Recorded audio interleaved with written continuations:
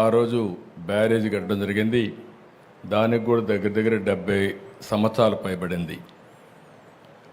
అయితే ఇక్కడ మనం గుర్తుపెట్టుకోవాల్సింది, ఈ బ్యారేజ్ వచ్చిన తర్వాత పైన చాలా ప్రాజెక్టులు వచ్చాయి. నాగార్ సాగర్ వచ్చింది, శ్రీశైలం వచ్చింది, ఇటీవల పులిచింతలు వచ్చింది, పైన జూరాలు వచ్చింది, ఆల్మట్టి వచ్చింది, ఇంకో పక్కన తుంగభద్ర వచ్చింది, అన్నీ వచ్చాయి.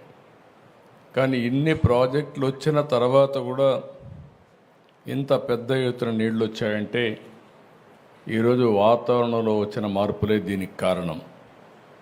ఒక్క కృష్ణా జిల్లాలో దగ్గర దగ్గర 2 రోజుల్లో కోడూరు అనే మండలంలో 50 సెంటీమీటర్లు వర్షపాతం పడింది. అంటే సంవత్సరంలో ఎంత వర్షం పడుతుందో అంత వర్షం 2 రోజుల్లో పడింది. ఆ నీళ్ళని కిందికి పోవాల్సిన అవసరం ఉంది.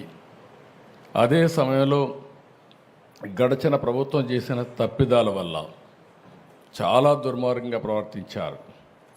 బుడమేరుకు గండ్లు పడితే ఆ గండ్లు కూడా పోడ్చలేని పరిస్థితి.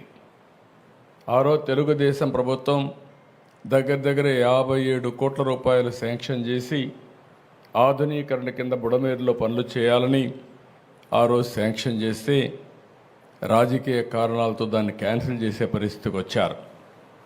అది క్యాన్సిల్ చేసి కనీసం వీళ్ళ తెలివితేటలుంటే వాళ్ళు సొంతంగానే పనిచేయాలి.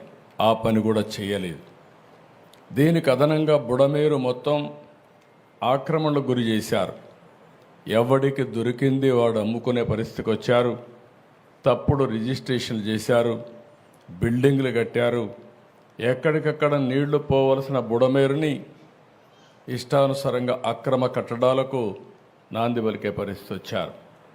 ఒక పక్క ప్రకృతి ఓసారి మన పట్ల చిన్న చూపు చూసినప్పుడు ఇలాంటి వరదలు వస్తూ ఉంటాయి.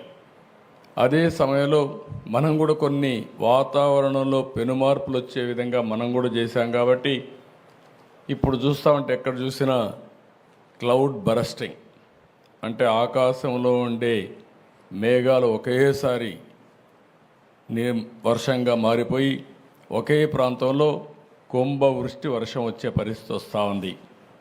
ఇవన్నీ వచ్చి మళ్ళా మనుషులు చేసే తప్పులు ఇప్పుడు ఇక్కడ చూసాం.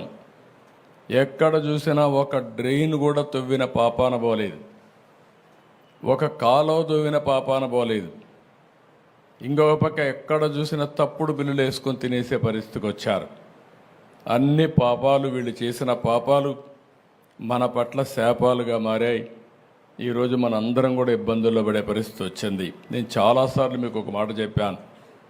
5 సంవత్సరాల పరిపాలన ఒక దుర్మార్గమైన పరిపాలన.